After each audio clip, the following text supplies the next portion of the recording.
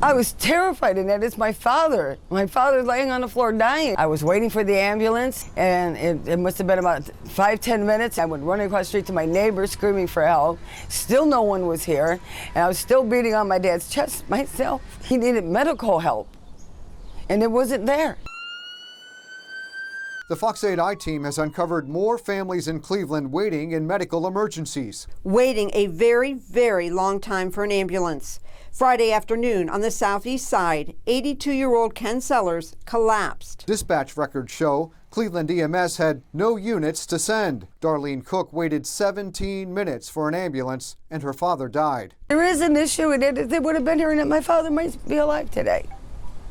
Tell us about your son. Saturday night on the west side, a family here called for an ambulance. Help for a 14-year-old boy having trouble breathing. But records show it took Cleveland EMS 16 minutes to get to this call.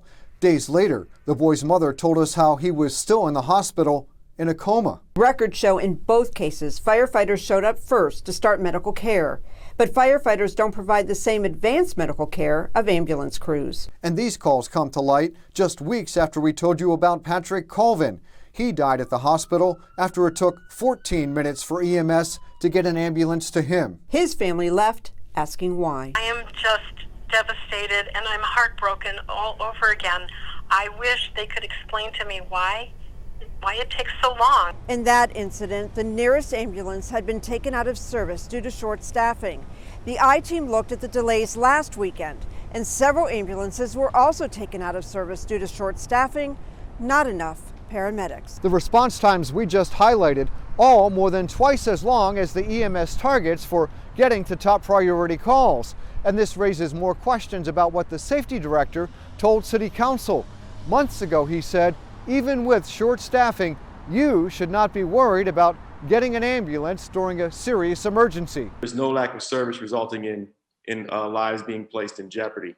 The entire city is covered. Try explaining that to the family of Ken Sellers. The I-Team requested an on-camera interview with someone from City Hall to address the latest extreme delays. But by deadline, we had not received a response. So what about these long delays? The I-Team not finished following up. Darlene says the issue needs to be fixed now. There is an issue in that with ambulances, and that they need to do something about it. We need more ambulances, and we need more help.